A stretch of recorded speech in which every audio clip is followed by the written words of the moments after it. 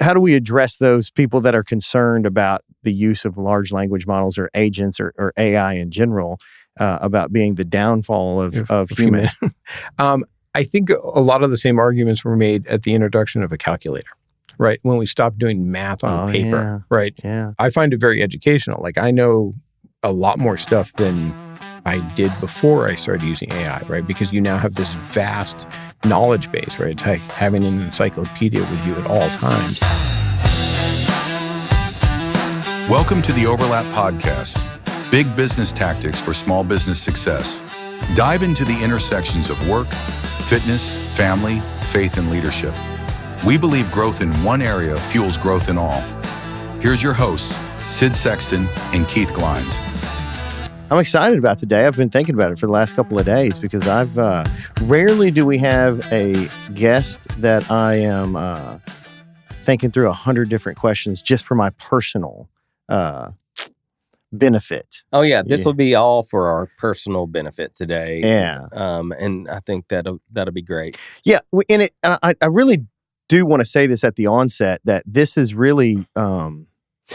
I think this is the genesis and really in the spirit of this podcast, which is one, us talking about, the benefits and lessons and sort of downfalls of our business path and, personal paths. But this is also stuff that we're talking about and working through on a day-to-day basis, not theoretical talk about business and life, but practical practitioner talk about business and life. And so I'm excited to kick this discussion off. And Keith's the guy that got him in the room. So Keith, why don't you start with the intro? This is a topic that we're talking about today that everywhere I go, I'm being asked. Everywhere online, you're seeing AI. Yeah. And so we've tackled it a little bit on some episodes, but we've never from our perspective, we've never had someone in that actually knows. Yeah, we're bumping around in the dark. Yeah, right. So we have somebody in that actually knows. If I have an AI question, this is the guy I go to. Yeah. And so today we have Kai Gray with us. Welcome, Kai. Thank you very much. Yeah. It's a pleasure to be here. Welcome, man. I'm excited. Thanks for taking the time. Of course. And we'll have to have you back also to talk about you've also ran a business for a long time too, but we'll have to have you back to talk about, share some of your mistakes because that's what we do out of this podcast. Basically just share. There's a long list.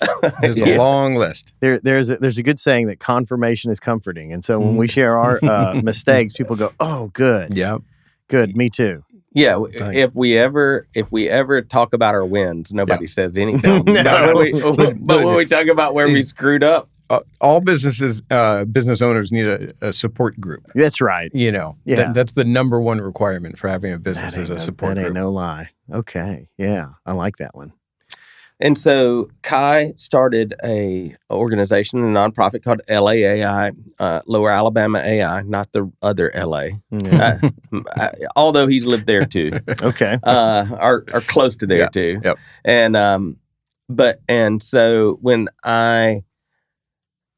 we met, I started really going to his group and seeing what they're doing, and then they were in Hatch when I got there, and they were already doing stuff, and it was just way over my head and everything. And so I started picking his brain and saying, how do I do this? And what do I need to look for here? And then finally I just said, hey, just do it. Yeah. Just do it. I like it. But in fairness, you've come a long way. Yeah. Thank you. You should see his jiu-jitsu. That has not come a long way. That's going backwards, I feel. Before we get started, could you just, we know you a little bit, but could you kind of clue the audience in other than just running Lower Alabama AI and then? Yeah.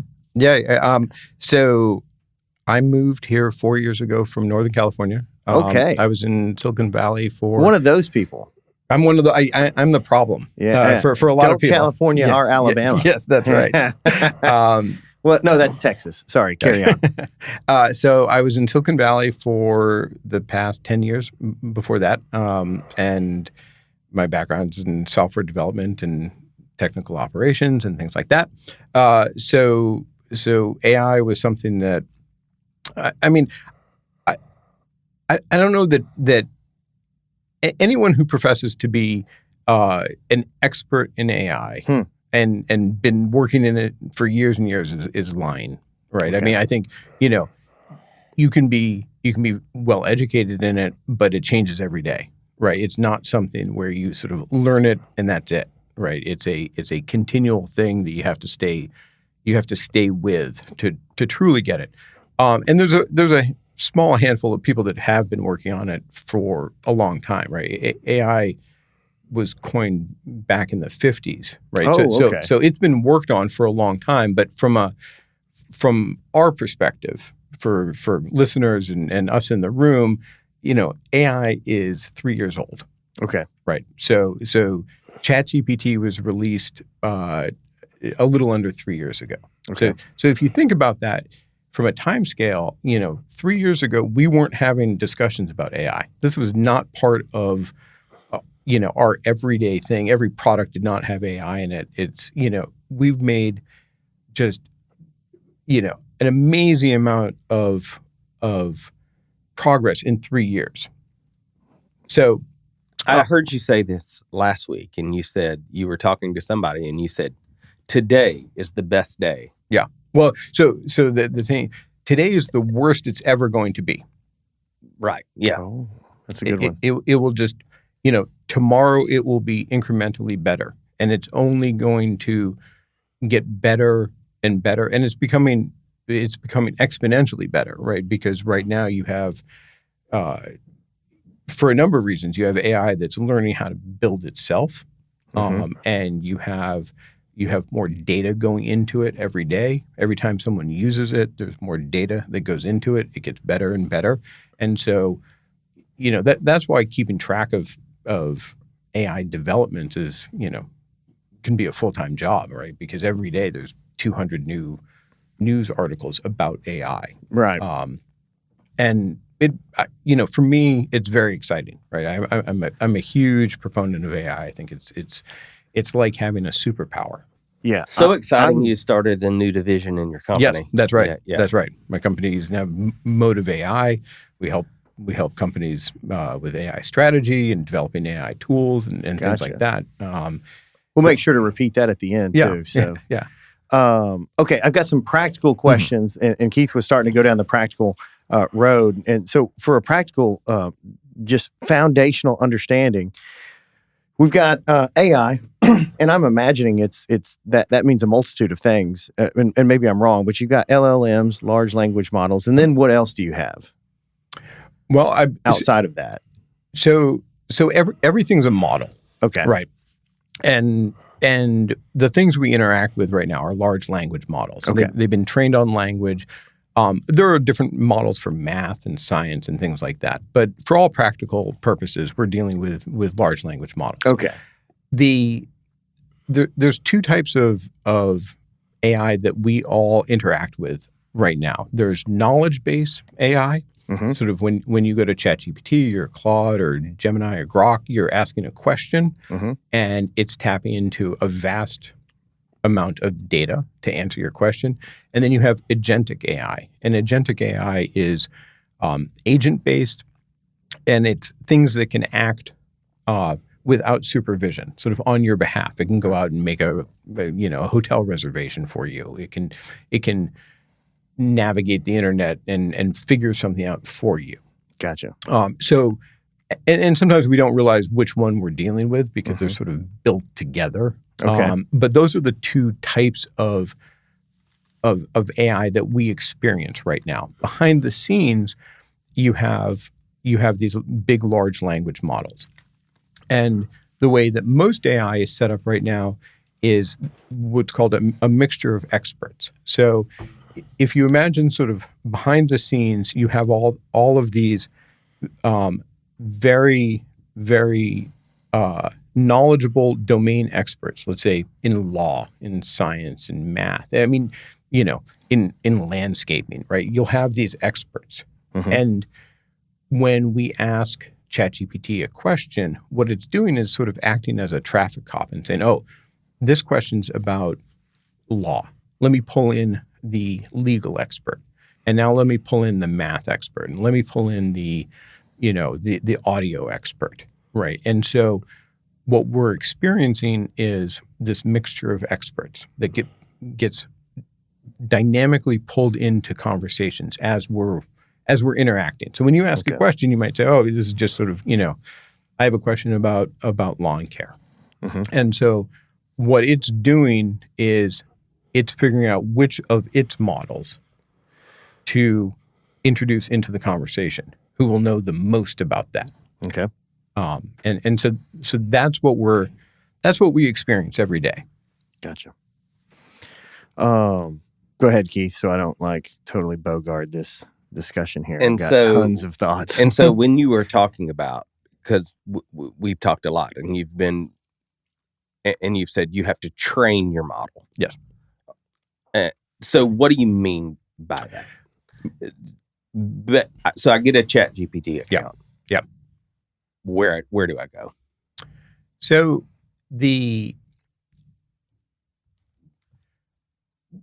when you have you sign up for an account, the first thing I would do is I would create projects.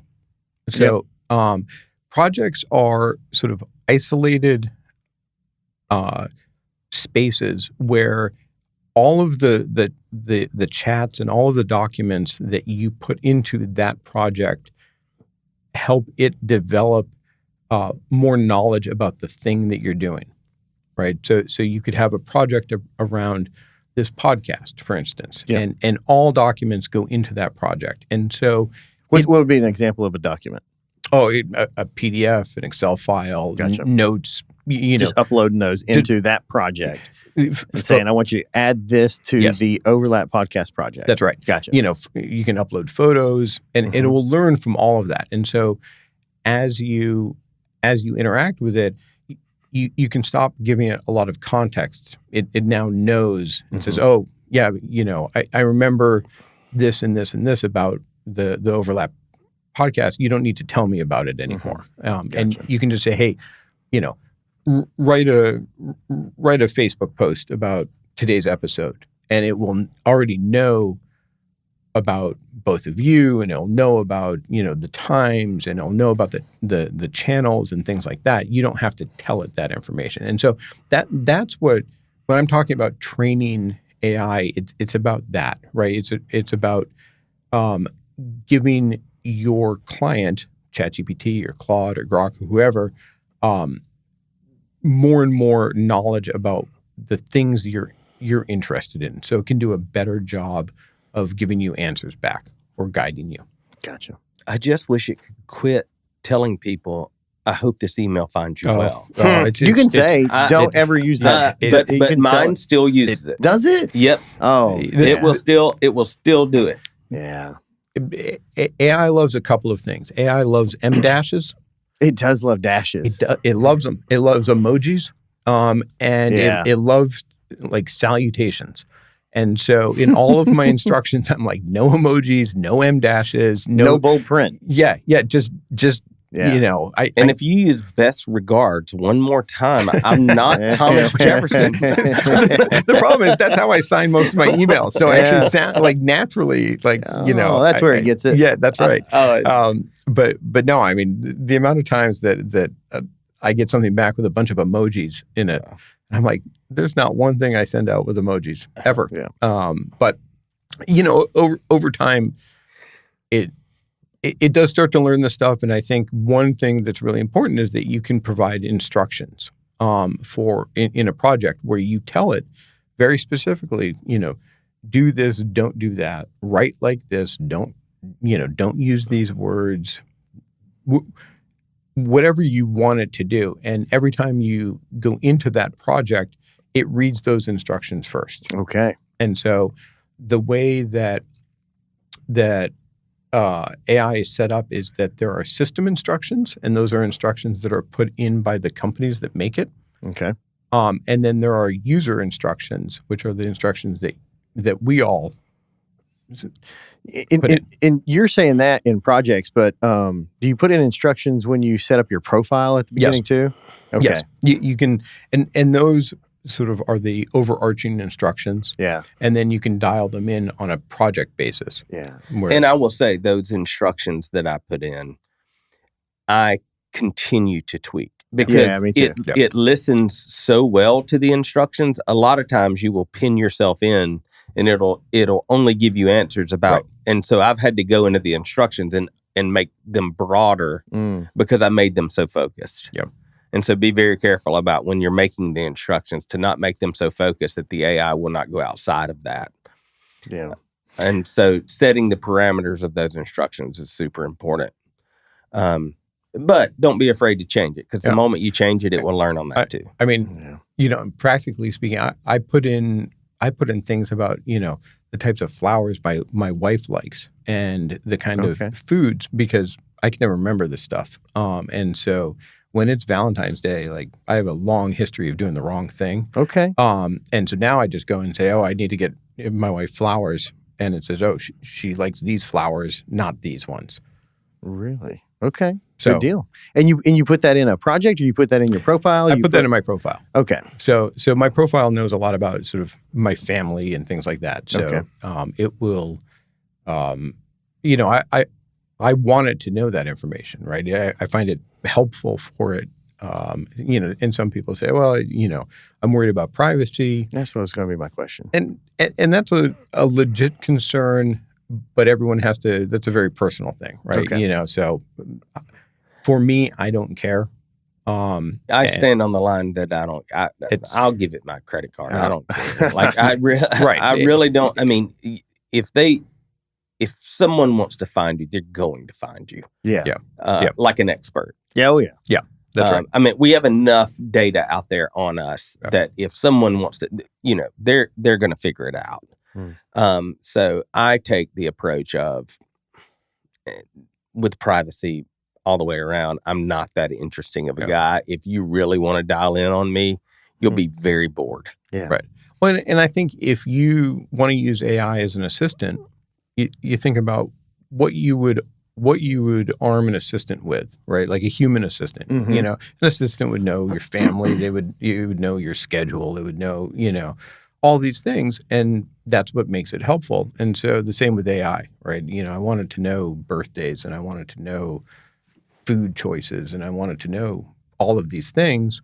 For instance, I have a project that's just about medical things. So every time I get lab work back, I upload it into the project. So it has very detailed knowledge of my health. And when I ask a question, it has sort of the full slate of information to draw from. And when I let it know, like I have a doctor's appointment this Friday. Do I need to ask any questions? And it will come up with, 8 great questions. And my doctor loves it. She's like, these are fantastic, right? Like these are on the money.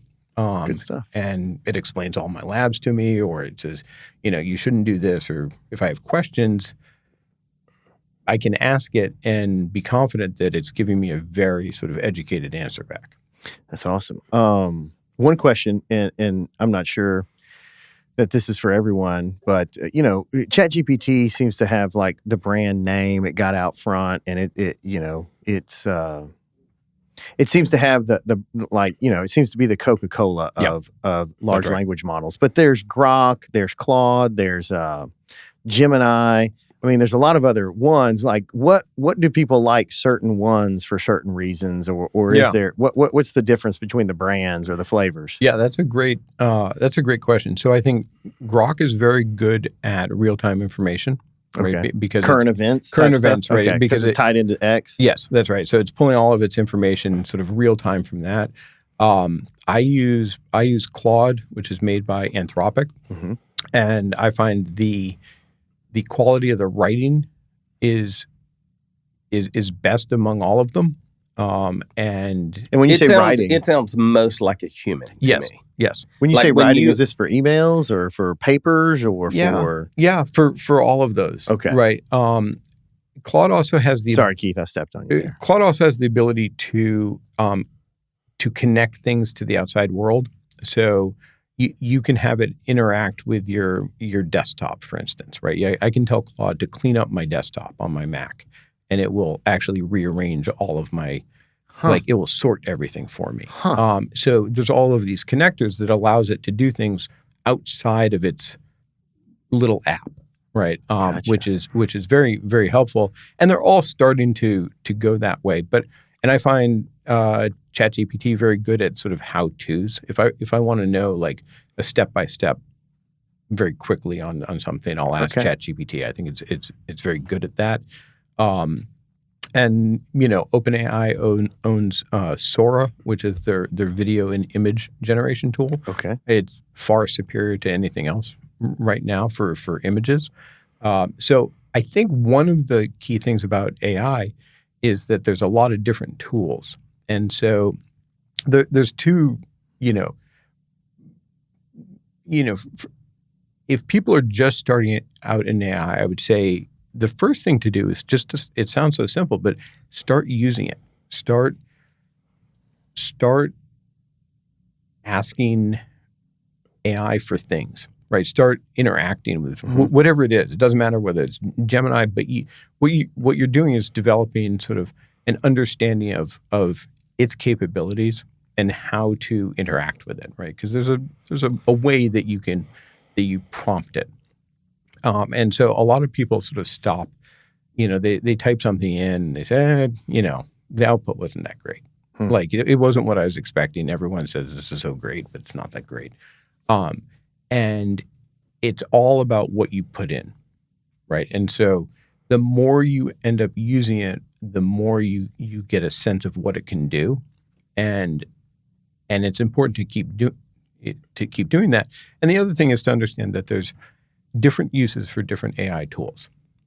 Let's break that down. And depending on, what you do, whether it's you're interested in social media, whether you're interested in sales, there's a lot of tools for sales. For instance, there's Grain.io, which is a very good sales tool for recording conversations and then breaking those down and coming up with like the key actions from a sales perspective. You have a number of, if you're doing video calls, there's a number of tools. Zoom has them built in, but I use something called Fathom. There's I'm trying to think. I think Owl is another one. I think there's probably 10 sort of AI tools that will try to figure out sort of what was said, who said what are the key action items, things like that. There's hundreds and hundreds of tools, depending on what you're doing, that especially for small businesses, right? If you're an Amazon reseller, like Helium 10 is a very powerful AI tool to use, right? How would that help? That helps you in the sort of the full spectrum of Amazon reselling, from writing listings to understanding like placement and logistics and the sort of end-to-end component. There's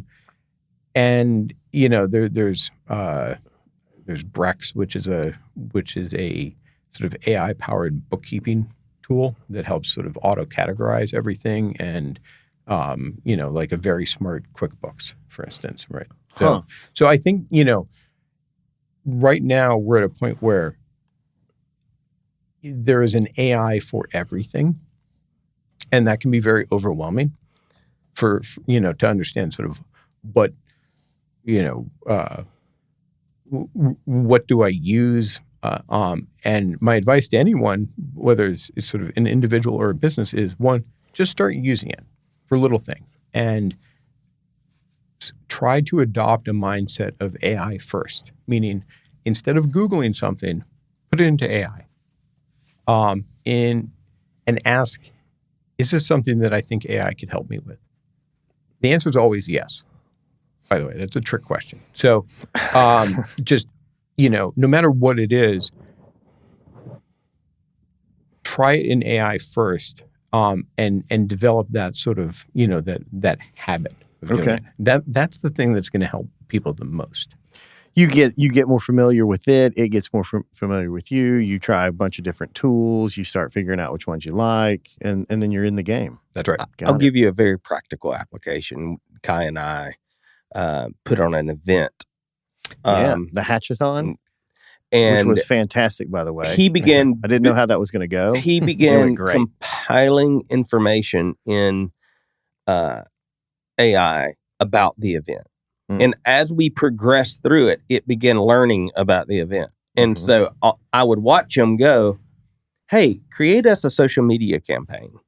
And because it learned so much about who was involved, the people that was coming, the industry that had questions, the questions industry asked, it created one of the best, and I've been in this game, I've been in this content game a long time, one of the best campaigns I've ever seen, and we didn't touch it. And all it did was we fed it the information, it learned about it, and then created it. Now, did you have to actually push the posts out, or did you have some agentic AI that had access to your accounts to push it out via LinkedIn? No, we used interns to do that. Okay. And so, so that's what you get an intern for. And Gotcha. but put this in perspective. We used a first-year college student to push a campaign out that before having this technology would have taken a media agency and thousands of dollars to do. Hey guys, I want to tell you about my friend Wes Cody. He's the president of C2 Wealth Strategies, a financial advisory firm dedicated to providing personalized solutions for your financial needs.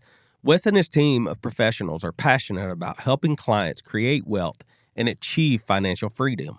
At C2 Wealth Strategies, they believe in taking a holistic approach to financial planning and are committed to building long-lasting relationships with their clients, ensuring their financial well-being every step of the way. Don't leave your financial future to chance. Contact Wes and C2 Wealth today at c2wealth.com to schedule a consultation. Let Wes and his team help you build your financial future. If you're a small business owner looking to take your business to the next level, listen up.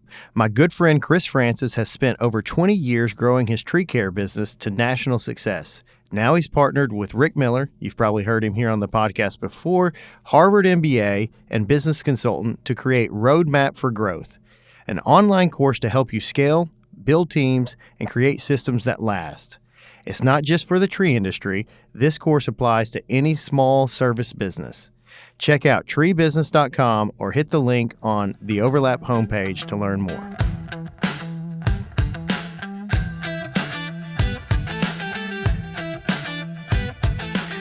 I've been trying to use different models from Gemini, ChatGPT. I think I tried to use Claude. And it seems like I get into this loop when I start dumping information in for like, hey, here's the first half of the year production. Actually, here's real life, just through the end of July, with P&Ls, then broken down by class, and then here's our budget versus actual, another document there. Here's our projections for the end of the year. And what I'd like to do is develop a strategy that I can share with the team that fills in the gaps to where we've been missing, and then develop strategy and tactics to complete the year hitting these goals right here. And ChatGPT seems to be working the best, but I get into this loop where it gets done with something and then it asks me a question after that. And I'm like, God dang it, I just want to get to the slide deck here. And the next thing I know, I've been playing with it for 90 minutes and I've run out of time. That was how much I had blocked off. So am I doing something wrong, or is there something that I should be doing differently? So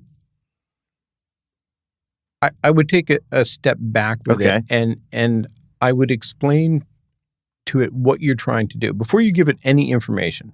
Yeah. Say, just how you explained to me, sort of what your goal is, and say, I have all of this data. I'm trying to fill in the gaps. I'm trying to develop a strategy for the team. The output is going to be, slides or a document or something like that.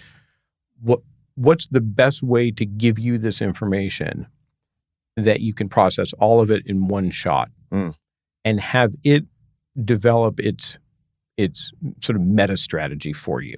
Right.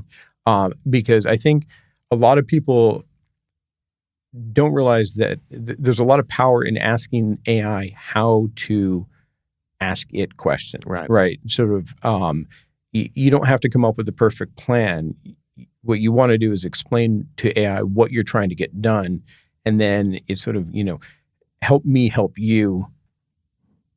How should I approach this? Right. And it may come back and say, well, let's break the data down into smaller chunks because I'm going to run out of time. So the way AI works is it has context windows. And a context window, so when you start a session in ChatGPT or in any of them, you're at the beginning of a window. And a window, think of it as a cylinder that gets filled up. And when it's empty, it has the most capacity. It's kind of think of our human memories. As you add information and as it answers things, it fills up that context window, that cylinder. And as it gets more and more full, it starts to forget things from the beginning. And context windows are full of what are called tokens, and tokens are little bits of words. So a token can be parts of a word, and this gets into sort of how AI processes information. But a context window is a certain amount of tokens, and as you fill that up, as you use it, it starts to lose its memory from the beginning. Okay. And that's why sometimes you'll get to the end and it'll say, we need to start a new conversation. Like, basically, I'm full. I can't help you anymore. And so this is where projects are very helpful because you can have this base of information. You don't have to have one long chat with it, right? Okay. But my guess is what's happening is you're getting towards the end of the context window. Gotcha. And that's why it's asking you more questions because it's forgotten what its original goal was. I gotcha. When Okay, I understood this, and I'm going to break that down he's basically saying, ask how you should ask the question. Yeah. And I know that's a good window. But point most that people don't. When early on, I would get anxious about what to type to ChatGPT to get the desired results. But what Kai began telling me is, just ask it. Just ask it how to ask the question. Yeah. I mean, most AI is about prompting, right? Sort of the prompt is your question. And it is the most vital thing in getting a successful response from AI. And so asking it to refine your prompt, you may ask it something and you're not super happy with the output. Say, help me build a better prompt that I can use for you. And it will write its own prompt. And love it. And you just keep iterating on that, right? Say, okay, you're getting better. Let's change this and this and this. Please rewrite the prompt again. And I have a notebook full of prompts. Right. I mean, I probably have hundreds now where, when I wanted to do something, I know the prompt that works well. Right. Okay. So I like it. Okay, I'm going to ask a geek question real quick. Go ahead. So you say notebook. Where are you keeping those prompts? I keep those in Apple Notes. Okay. Got it. That's where I would. Yep. I never thought of keeping my prompts in there, though. I have one thing that just has, and the problem is sometimes you forget what the prompt was, right? Like, there's a whole, and there's also, there's a service called Prompt Hub, which lets you do sort of that same thing. You can store prompts, you can refine prompts. It will let you search through prompts, so you can recall them better. But if you don't want to do that, just store them in a notepad somewhere. Gotcha. Can I switch gears to agents? Sure. Okay. So, let's say I want to start exploring agents, and that seems a little bit different or a little bit more advanced playing with. If we, going into ChatGPT, Claude, Grok, any of those, you can just start asking questions. Yep. Agent seems like a little bit more advanced, and I want to start getting into agents. What's the best way to just start dipping my toe and figuring out how it works and getting going with it? Sure. So ChatGPT, their latest update. Yeah, 5. Their latest client update, not the model update, but the software, they introduced agents. So there's now like a button at the bottom where you can select agent, and that will turn it into, basically it reframes it to start acting as an agent. And so that's the easiest way to experience it. And what will happen, you'll say, I told this story. My dad tried this when it first came out and said, book me a reservation for a restaurant. And it opened up a browser.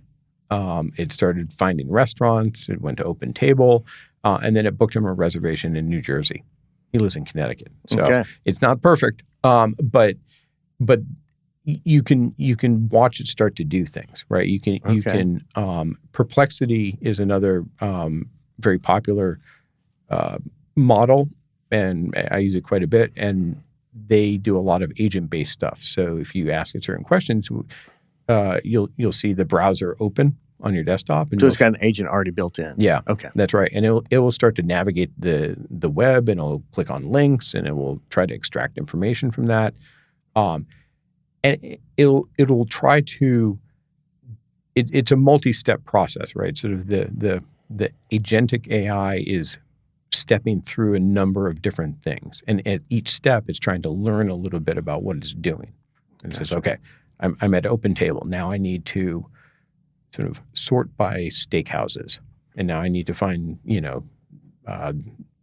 Sid likes, fancy restaurants. I'm only going to look for things for $3 signs and above, or, that sort of thing. That's how an agent works. For a business, it works the same way. So a lot of businesses are employing agents to do a number of things. A lot of them are around, right now, customer service. Right? Okay. And when you were talking about tools a while ago, that's what you mean as an agent. Yeah. Is an agent. Yes. Like OWL is an agent. Yes, that's right. The things inside Zoom that take notes is an agent. That's right. It's something that's very specified to do 1 or 5 things very, very well. And you can start to mix agents, right? So, one agent, just as Keith said, you have an agent that's very good at customer service, and you have another agent that's very good at, writing technical documents, and you have another agent that's very good at design or something like that. You can orchestrate them so one feeds the other, right? Gotcha. So, but right now, a lot of businesses are employing or trying to employ customer service agents, right? So things that, tell me about that. Yeah. So the idea there is really that, we're all getting used to chatbots on websites, right? But now you can have, I would say, much more educated chatbots. This is how we're going to experience them, right? Is that these are agents that can actually think about the question that you're asking. Right. So it's not a pre-programmed thing where you have to, you're given a choice of 5 things and you have to pick one of them. You can say, hey, I'm Kai.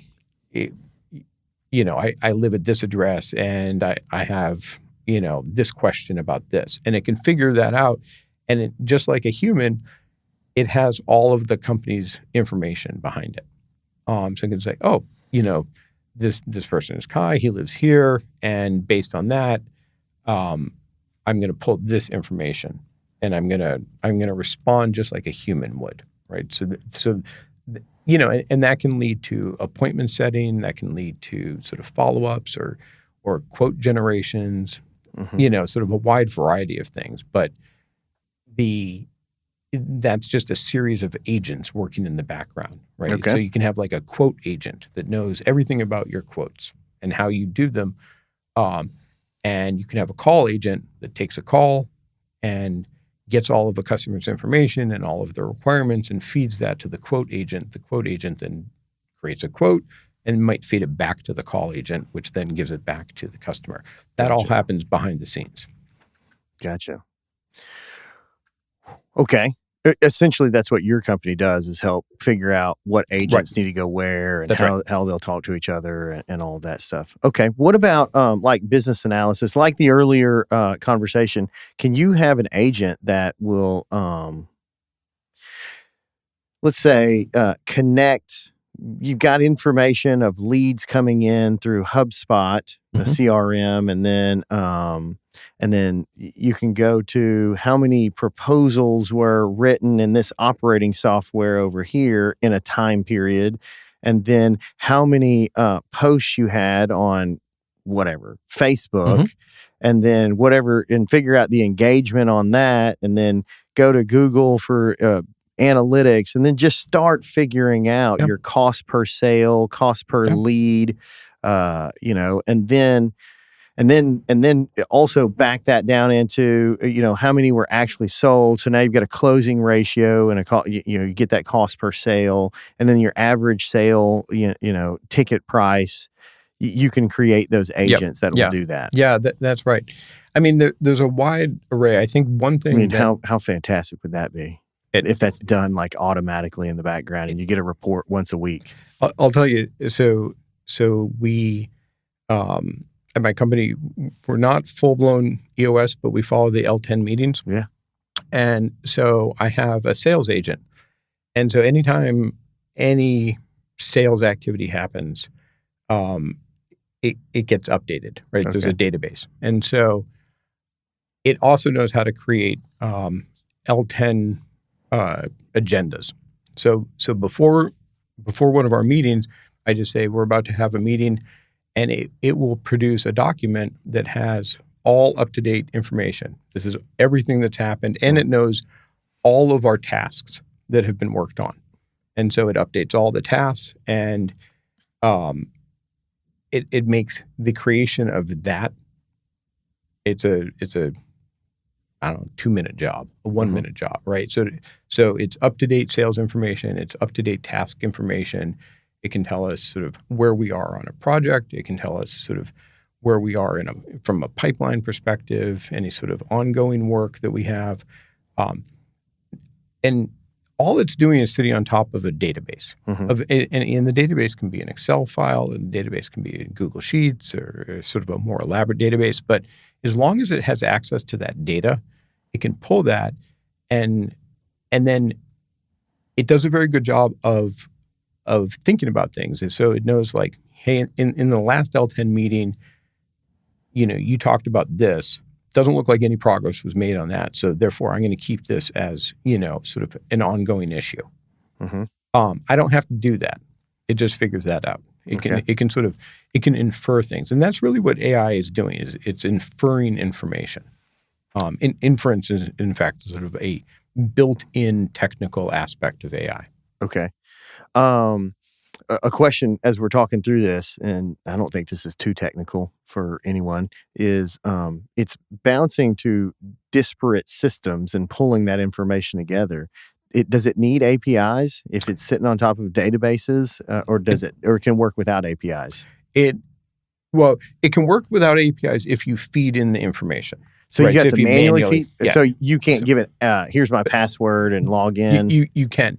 It depends on the system that you're using, but so Anthropic, who makes Claude, has developed something called the Model Context Protocol, which is basically an API, and it allows you to connect all these different things. You can connect database services. You can connect, whatever. You can just bypass Zapier. Yes. Okay. That's basically. Let's go. In fact, Zapier has now come out with their Zapier MCP. They would have to. Right.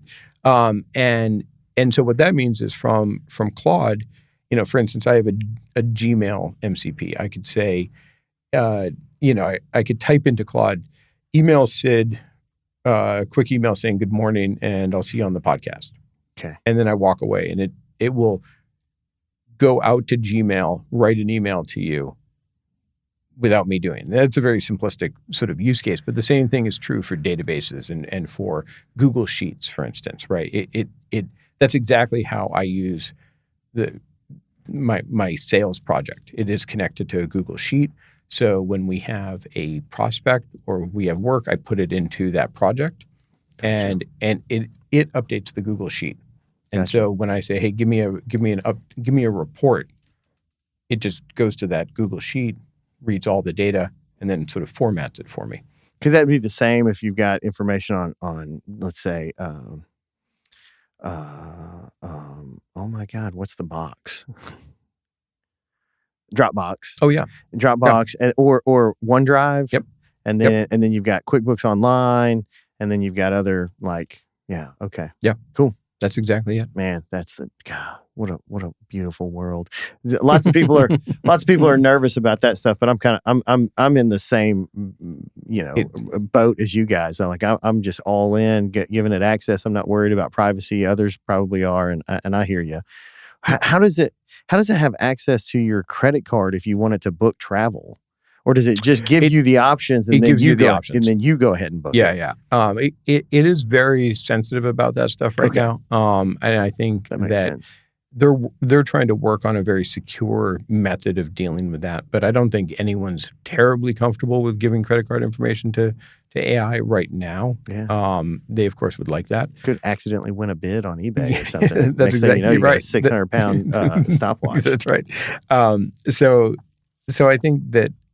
But I think that's coming. I think the thing that I look at AI for is never before have you had this sort of PhD level person to sit on your shoulder in every domain there is for free. That's a good point. Or for $20 a month. Yeah. A lot of people ask me and they're like, oh, do you pay for AI? Like, I just use the free account. And my answer is always that there's not a greater value disparity right now in anything.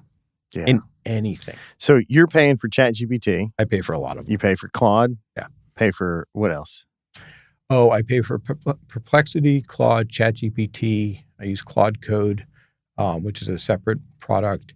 I use HeyGen. What are you using HeyGen for?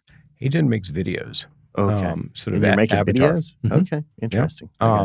So I spend about $400 a month in AI tools. Gotcha. Which, again, do a quick calculation though. Oh, because in your business, Yeah. you're very report heavy in every way. Yes. And in what you do for an actual living, not Yes. your side job, Yes. which is LAAI Yeah, and that's right. Yes. telling people how great AI Right. is. Mhm. What would that have taken you before the $400 a month? What would it have cost you to do the same amount of work? I mean, at a bare minimum, it's another analyst on the team, which would be $100,000. Like, there's no. So for $5,000 a year, There's no question, right? It's a hell of a return. It's It's a hell of a return. I just don't think it's possible to get that return in anything else. but let's go. Is the work produced like quality? And it took a little while. You got it dialed in, and eventually. It's not without an investment. There's the money. There's also time, right? Yeah. Like I've spent a good deal of time configuring this stuff and building it up. Okay. I think about it sort of onboarding a new employee. Okay. Right. If you're going to invest 6 months in sort of training a new employee, do the same thing with AI. Like, think about it like that. You're just going to have this person forever, and they're going to cost you the exact same amount, roughly forever. That's a great analogy. So is it going to take about 3 to 6 months to onboard AI agents to get you to the results you're looking for? No, it's going to be faster. Okay. But I think if you use that mindset, you're going to be happy. Right? Okay. I think where people get into trouble is they think like day one, it's going to solve all their problems. Yeah. And it's like, well. And then when it doesn't, I'm going Right. back to what I know, That's which right. is analog. Right. That's right. Manual. But let's talk about the person that is just kind of saying, okay, I want to learn to access these tools. Sure. That's where we started. It can be a little overwhelming when you look at fees. Yes. Do you not agree? And this is what I think, that people should start with one. Yes. 100%. and not go all into using everything because if you can't, you've got to learn to use one to understand even the benefits of the others. Yeah, that's right. And so if you're not doing something, start with the free account. And then when you max that out, that's right. Pay $20 a month. Right. And, try them all. Try Gemini, Grok, Perplexity, ChatGPT, Claude, Mistral. There's 10 big ones, right? Try them all. They all have free accounts, and some are very capable with the free version. They can do a lot. I think what happens is people develop, they end up liking one for personal reasons. Sure. It's just a stylistic thing, and just go with that. The only thing that I am considering right now, though, is because I have multiple also, but when it comes to the collection of data, yes, and the recall, you have 3 different versions going, and so it would almost be nice to have where they could collaborate, and that's probably coming, but maybe. Yeah, but I don't see those big companies saying, "Hey, I'm going to share." OpenAI ain't so open. They're not saying I'm going to share with Anthropic. No, they're not super excited about that idea. Yeah, we're talking billions of dollars. Yeah, right. But so I've focused on one for like business life. Yes. And then one to do the other stuff. Yep. And so because what I found out is I was putting something in Grok and something in ChatGPT, and I would use Perplexity for another thing, and then I would go look at one of them for the other information, and I couldn't find it. Yeah. So just be very careful as you start setting this up to like pick one. Yeah. No, I think that's great advice. Hey, let me tell you about a friend of the show called Content Fresh. Since they've taken over our social media for the Overlap podcast, we've seen incredible growth. When you combine the growth from all social platforms, we're looking at a massive increase of 2,235%. This partnership has truly transformed our reach and engagement.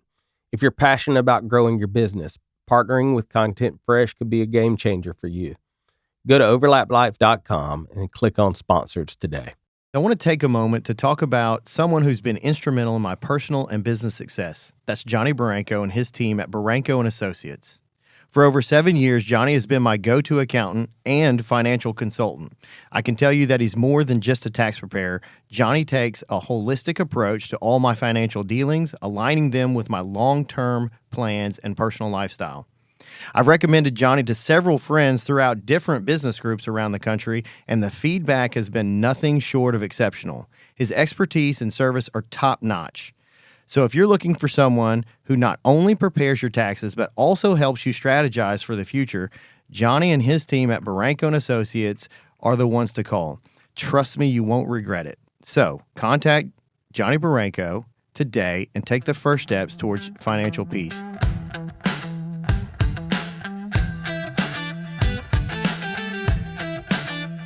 Can we go back to, and it was my original question, and I messed this up, getting us going down another rabbit hole. But like, if I'm a listener, and I am kind of, and I want to start messing around with agents, how do I get started?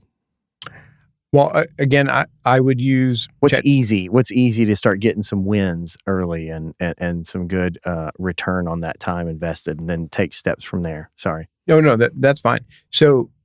So agents are an offshoot of just regular AI that you'd experience, right? And so I think the first thing to do is to get very comfortable with AI, in general. So start using ChatGPT, start asking it, having it work with your business in some way. That's how agents are going to be born, right? And so good. Think of projects as the foundation of an agent, right? So you start a customer service project. Good point. Okay.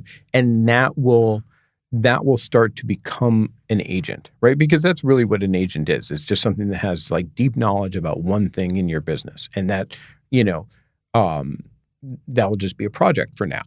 And then as you sort of develop that and start to understand sort of its capabilities, now you want to get it to the point where it can do things autonomously, right? So it's like, okay, now I really trust this project. Every time I ask it a question, it's right.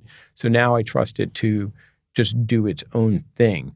And then there's a number of tools out there that you can use to build agents. Chatassistant.com and there's, again, there's a lot of services that are designed to build agents, but they're only good if you understand the process to get there, right? And so if you think of your projects as the agent or the foundation of the agent, you'll be able to configure real agents in a much easier way, right? Okay. And so I would say, spend weeks, a month, whatever, sort of building out your project, really sort of fine tuning it before you try to start building agents to do things.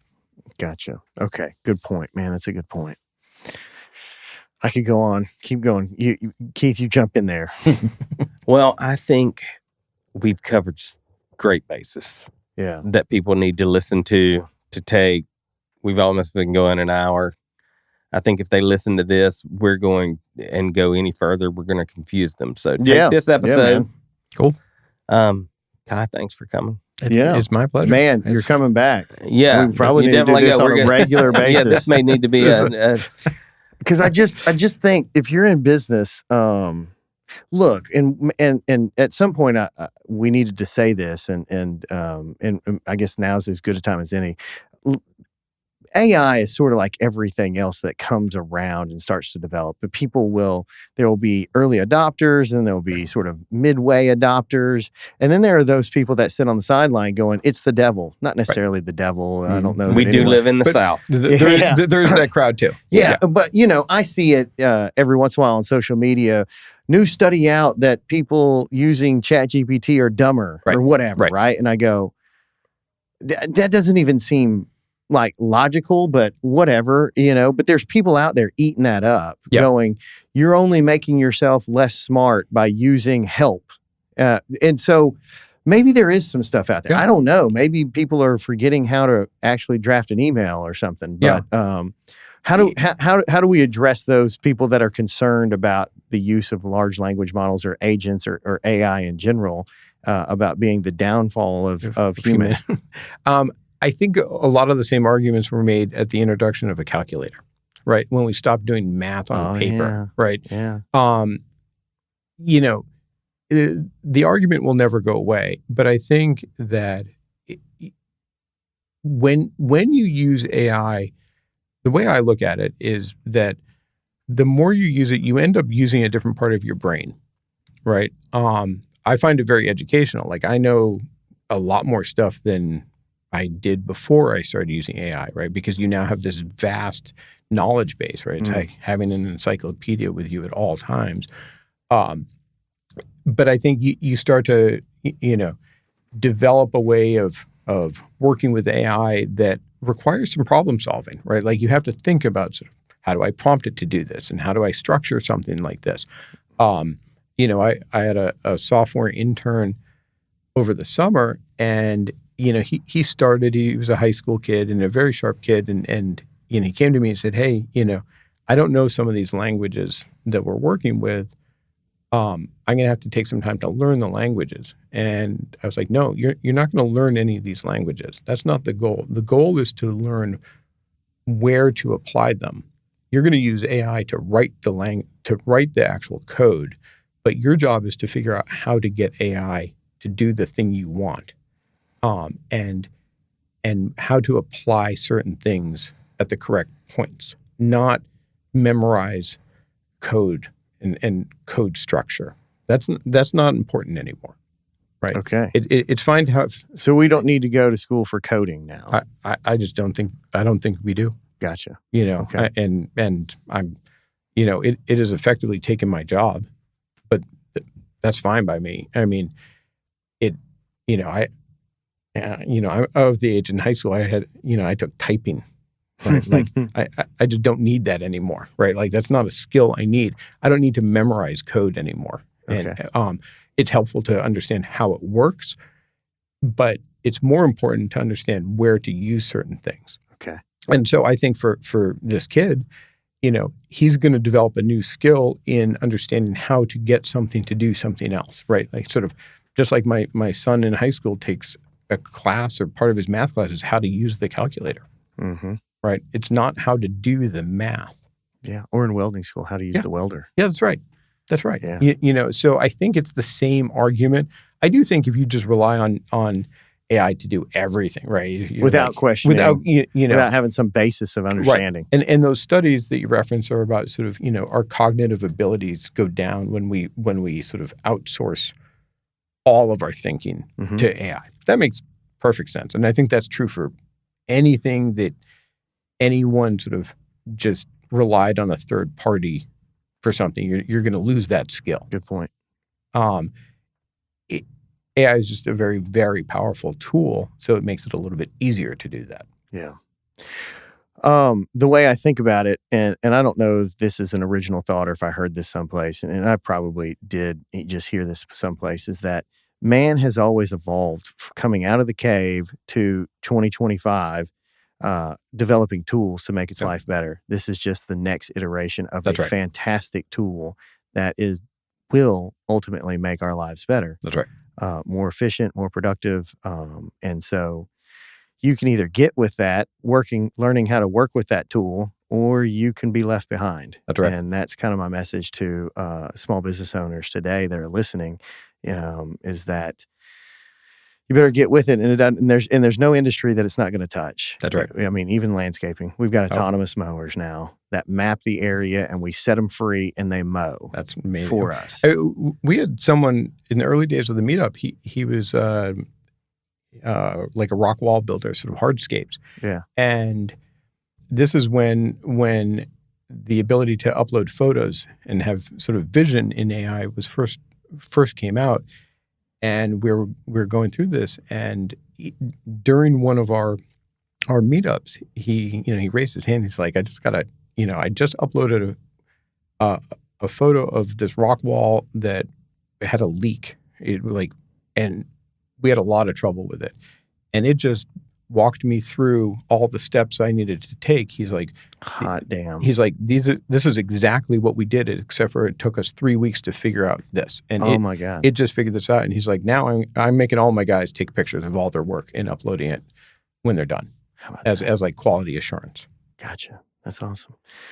All right. Well, golly, we could keep going. Yeah, we have been going a little while, and we want to be respectful of your time. We really appreciate it, but God dang, you got to come back. My pleasure. All right. A lot of fun. Keith, anything else? We'll link you up in the show notes. People can find you. Yeah. Be ready for like mass emails. Say the name of the company one more time.